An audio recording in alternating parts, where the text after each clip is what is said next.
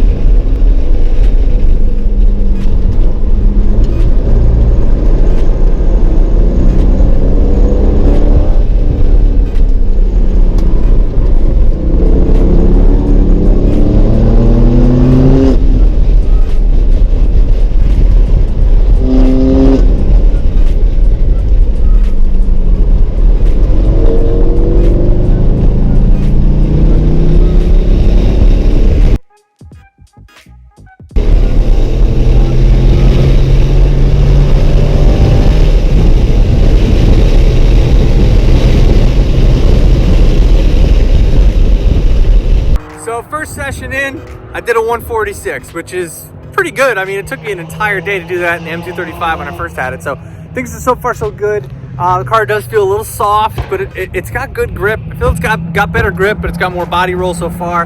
My friend Miguel has an Ariel Atom that's freaking killing it. He's like, I'm gonna take it easy. He's flying right now.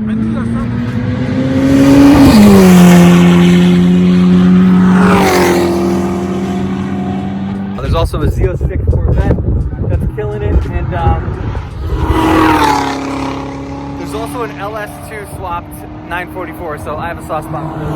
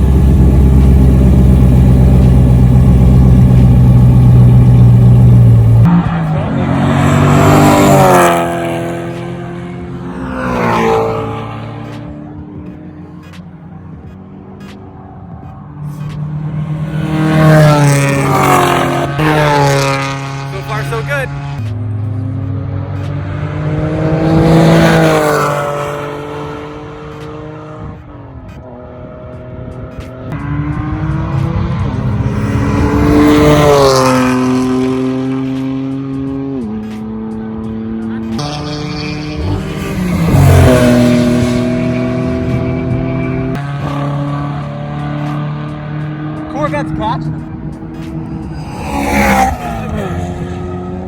I am really excited that I was able to get this footage from my friend Miguel in his Ariel Atom. You don't normally get to see what your car looks like on track when somebody's behind you, and I was able to do 2 laps with him to really kind of get an idea what the car looks like. As you can easily see here, I'm able to come out of turns really hard in the C5 comparatively to my old M235. Having that LSD makes a huge difference. I'm able to come out of the turns definitely much hotter. I can't stomp on the gas because I'll kick it sideways, but for sure I can modulate the throttle and get out of it easily. Now in these 2 laps, Miguel easily could have gotten past me if he really wanted to. His best time in this thing was a 139, and I'm actually gonna do a separate video just on this Ariel Atom, so make sure you guys hit that subscribe button because it's gonna be great. This car is absolutely sick. He actually has a 360-degree GoPro that's mounted on top of his car that we just did straight on footage to look at this here, but I'm also gonna put a link in the description below to his YouTube channel so you can actually take a look at this track session that he did in full 360 where you can turn completely around and see everything. And you went a little sideways there.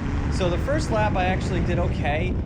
He definitely was pushing it more in the second lap, and the second lap I actually did a 146 and he really started catching me. You could see here on the straight, I was actually ahead of him here and he just caught right up to me. And then right about this spot, he backed off the gas, and and just followed tightly to me. He wanted to watch my lines and see what I was doing. This was his first time on the track, but he definitely could get around me at any point in the second lap if he really wanted to. This car is just absolutely nuts. It's 365 horsepower, weighs 1,400 pounds. But if you see in the video here, the body roll on the Corvette is a lot. I mean, I wasn't actually expecting it to be that bad. However, because I have 275s all the way around on RE71Rs, I have really good grip. So I was actually impressed with that. Here, I definitely could have taken that a little tighter here and then come up stronger. I'm still lifting going over the hill just a little bit. I got to get some more balls and then I'll do a better job there. The turn section here, I'm still working on the best entry. I'm staying in third through all of this and then kind of cutting it, and still staying in third through here, and then before heading up to helicopter, I'm keeping it tight this time. I think I shaved some time off by doing that. In the M235, I actually was so comfortable enough at this turn, I was trail braking it, but I didn't do that in this car. But I cut it wide to then go straight down through this section, and then cut it tight left. And then usually in the M235, I would spin tire like crazy here, but I'm able to come out of that hard. As you can see, I just start pulling away from him coming out of turns, and then as soon as he hits the gas, he catches right back up to me. But as you see right here, this is a big tell. I'm letting him by. I stick my arm out, I'm letting him by. I am wide open throttle here. And he gets around me like I'm not even moving. You can even hear the clip from my car. Gets right around me. That car is ridiculously fast. 10-second car out of the box. So, second session in, I've already set my best time ever at this track with this car, which says a lot. This is the flying lap of my 142.7. So this was on the second session. Had pretty, pretty wide open. I really didn't have much traffic outside of this right here, and this girl let me by. I really like how I can come out of these turns nice and hard. And here I stay in the middle for this. I really don't cut that apex too hard, and then I cut this one in hard and come out wide, and I'm really able to go full throttle there. This girl lets me by. She actually had some pretty good times too. Not a lot of power in that car, but she definitely was ripping it. I stayed in the middle here, and I cut it in tighter this time. Tighter through here, and I didn't lift off as much there. Stayed in third through this, and just let off. Let the engine brake a little bit for me. And since I'm still doing 70 miles an hour there, I can stay in third, and then I stayed tight to this.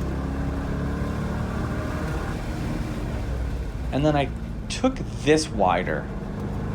That way I can hit the gas hard to come straight shot down through here. I think I can improve on that for sure.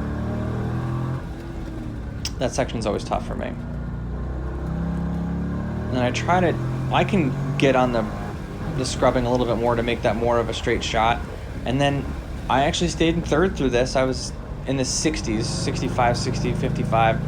I could stay in third through that whole thing. I could stay in third throughout almost this entire lap, but 142.7 is a full second quicker than my best time in the M235. I still got more ways to go in this. It's getting hot though after like 5 laps, so I got to kind of take it a little easy. Put my laps in, cool off, come back in, and then next track day I'll update and do some stuff to be able to stay out longer. But I think I already kind of knew that going into this. So good news, bad news. Second session in, I set my personal best, and I clipped a whole second off of my best time. Bad news is, I think I blew my power steering pump or a line. I felt it getting a little mushy, and then I tried doing a cool off lap, and here goes Miguel. Oh, come on! I tried doing a cool off lap, and it didn't get any better. And I heard the power steering pump whining, so came in, checked it out. Leaking just a little bit, and I don't want to mess the track up, so my day is going to be done. unfortunately. But that's the name of the game. That's what happens when you get an older car. You got to do some work to it. I didn't really realize the power steering pump was going to have problems. The only fluid I didn't change is the power steering pump fluid. So it is what it is.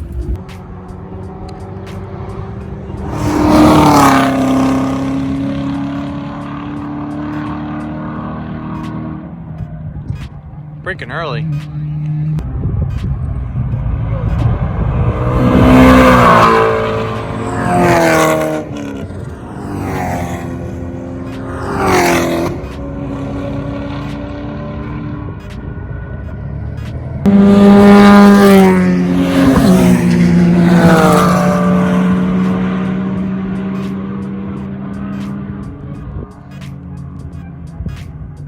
Overall, the day was a blast. I got some much needed track therapy in. Really happy with the car, and I'm really excited to build off of what I'm going to do and you really to make this car better. Ordered up sway bars, and I got a tunnel plate to stiffen the car up a lot, and I think that's going to help. So we'll see how the car progresses as the season goes and as the years go. I would like to keep this car for a while. Thank you guys very much for watching. Make sure you click the links in the description below to check out Miguel's channel and to some of my other stuff. I got some merch we're selling, and I do a lot of projects, not just this one. I got an M235 and an E36 Turbo LS swap that I do, so I got a lot of content on this channel for you guys. So thank you very much for watching, and I'll catch you in the next one.